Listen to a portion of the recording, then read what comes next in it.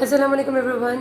सो आज कैसे हम बात करने लगे हमारे क्लिनिकल साइंसेज में एक ऐसे कम्युनिटी मेडिसिन के टॉपिक की जिसमें से फिर से बहुत ही इंपॉर्टेंट एमसीक्यूज़ आते हैं। अब जिस तरह मैंने आपको पहले बताया था कि अब हमारे एमसीक्यूज़ ये नहीं है इसमें से कि बिल्कुल ही स्ट्रेट फॉरवर्ड देते हैं, उसमें से बहुत ज़्यादा घुमा के आपको देते हैं। जो एमसीक्यूज़ मैं आज आपसे डिस्कस करूँगी, सबसे पहले जो सिंपल एमसीक्यूज़ हैं उनकी बात करती चलूँ। आपको बताया कि एक कर्व हम बनाते थे, नॉर्मल डिस्ट्रीब्यूशन कर्व किसी भी डाटा का, कि ये डाटा जो है वो बिल्कुल पैरामीट्रिक है, नॉर्मली डिस्ट्रीब्यूटेड है। अब इस सारी बातों की डिटेल्स पुरानी वाली में तो मैं नहीं जा सकती, एमसीक्यूज़ के बारे में मैं ज़रूर बात करूँगी, ठीक है।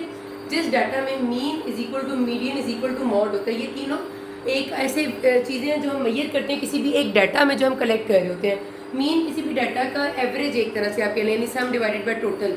इसी तरह मीडियन होता है, इसी तरह होता है हमारे पास सेंट्रल दो वैल्यूज़ को हम ले लेते हैं, ये सेंटर मोस्ट वैल्यू, और मोड होता है मोस्ट रिपीटेटिव वैल्यू, ठीक है, इन दैट डाटा।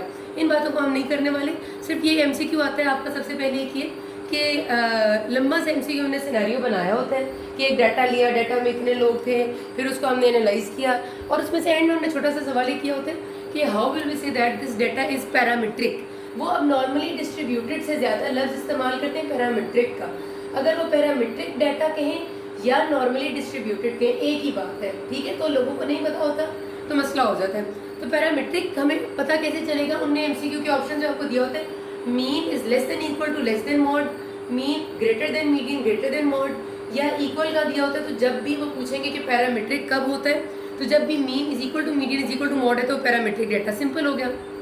फिर वो लंबा से एमसीक्यू का सिनेरियो बना के पूछते हैं कि उसमें एक जगह पर आपको वो सिर्फ छोटी सी बात कह देते हैं कि the data which was analysed revealed that it was not normally distributed and was more towards the right side. अब more towards the right side का वो कहें या पॉजिटिवली स्क्यूड कहें, एक ही बात है, ठीक है। फिर वो उससे ये कहते हैं कि अगर ये data more towards the right side था तो इसको हम क्या कहेंगे?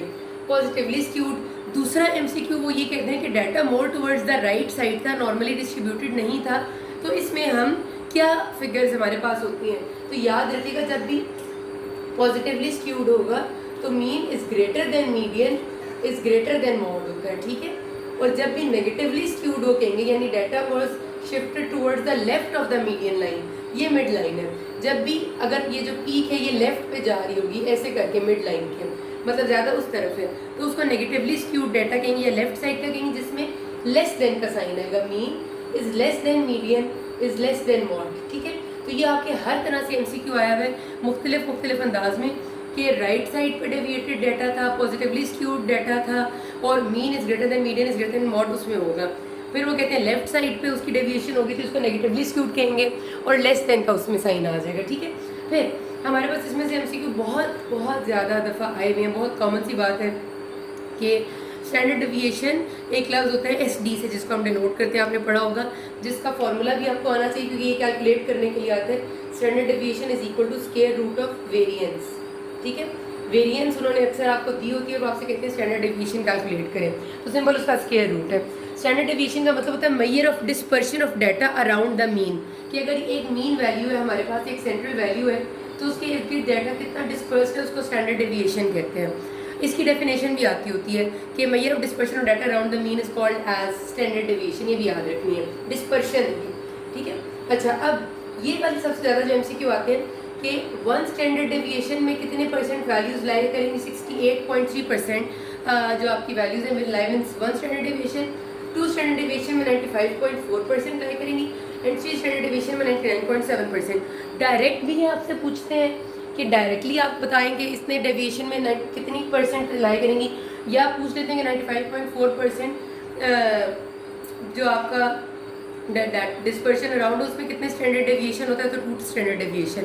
लेकिन उससे अराउंड वो एक और तरीके से सवाल ये पूछते हैं, ये बड़ा अच्छा सवाल है, इसको गौर से सुनिएगा। जो एमसीक्यू आते हैं जो ट्रिकी होता है, वो ये कहते हैं कि आपके पास लंबा सा सिनेरियो बना के जिसके सेंटर में बताते हैं कि डाटा वॉज डिस्ट्रीब्यूटेड नॉर्मली, और उसमें जो आपका मीन वैल्यू थी, जो उसकी सेंट्रल वैल्यू थी, वो है सपोज कह देंगे 0.9, ठीक है। मीन वैल्यू वो 0.9। फिर वो कहेंगे कि we have calculated up to 3 standard deviations, so how much data will what will be the range of values in between this.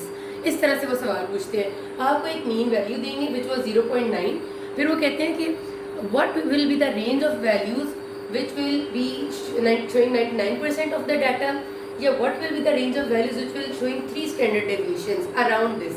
अब आपको ये बात पता है कि 99% ऑफ द डाटा जो है वो 3 स्टैंडर्ड डेविएशन में होता है, तो इसका मतलब ये कि 0.9 अगर उसकी सेंट्रल वैल्यू है तो आपने 3 दफ़ा एक साइड पे भी जाना है, 3 दफ़ा दूसरी साइड पे भी जाना है, मतलब 3 टाइम्स उसमें प्लस भी करना है और 3 टाइम्स उसमें माइनस भी करना है। ये आपको करने के लिए अब जाहिर सी बात है कि ये तो मीन वैल्यू है। अब आपने 3 टाइम जो प्लस और 3 टाइम माइनस करना है, क्योंकि उन्होंने हमसे पूछा कि 99.7% वैल्यूज़ जो है इसके अराउंड उनकी रेंज क्या बनेगी, तो उसके लिए आपको ये पता होना चाहिए कि 1 स्टैंडर्ड डेविएशन की वैल्यू क्या है। तो फिर आप 3 स्टैंडर्ड डेविएशन के लिए उसको 3 टाइम प्लस और 3 टाइम माइनस कर देंगे, तो वो हमेशा आपको MCQ में गिवन होती है।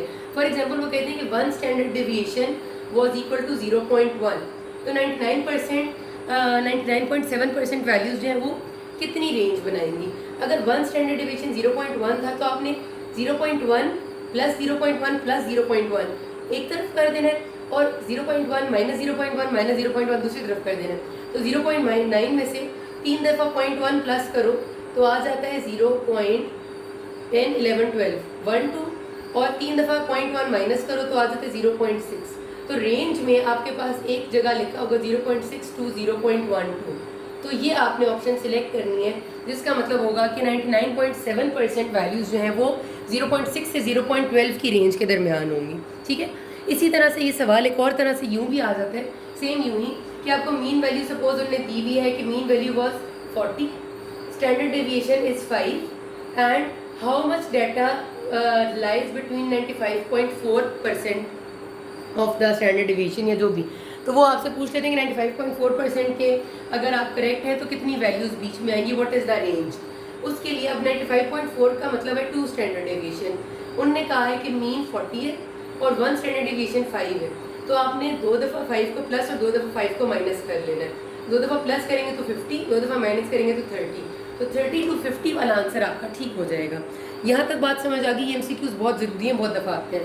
फिर एक MCQ आता है कि 95% कॉन्फिडेंस इंटरवल, एक लफ्ज़ आपने सुना होगा, सेम यही चीज़ है, इसी को उल्टा कर दें। हमने यहाँ पर बात की 95.4% 2 स्टैंडर्ड डेविएशन के इक्वल है, तो 95% कॉन्फिडेंस इंटरवल यानी इसमें से आप 0.4 को वैसे ही हटा दें, 95 कह दें, will be equal to 2 times ऊपर या 2 टाइम्स नीचे, तो उसको बिल्कुल करेक्टली आप लिखते हैं तो 2 नहीं होता, 1.96 होता है। 1.96 is very much equal to 2। 1.96 को राउंड अबाउट करेंगे तो 2 ही हुआ ना। तो जब भी आपसे कोई पूछेगा कि 95% कॉन्फिडेंस इंटरवल है तो इसकी रेंज को कैलकुलेट करें, तो बात यही है वो कि आपने उसके जो भी स्टैंडर्ड डेविएशन है उसमें 2 टाइम्स प्लस करना है और 2 टाइम्स माइनस करना है, क्योंकि that is 1.96 minus standard deviation, जिस तरह मैंने अभी आपको बताया। 1.96 माइनस का मतलब ये कि जो भी स्टैंडर्ड डेविएशन थी सिंगल, वो आपने माइनस कर दी एंड प्लस भी कर दी, तो 95% कॉन्फिडेंस इंटरवल आ जाएगा। ये सवाल बहुत कम आता है, बाकी सारे ज़्यादा थे। किसी कोई मसला हो कि नाज़ में। Thank you.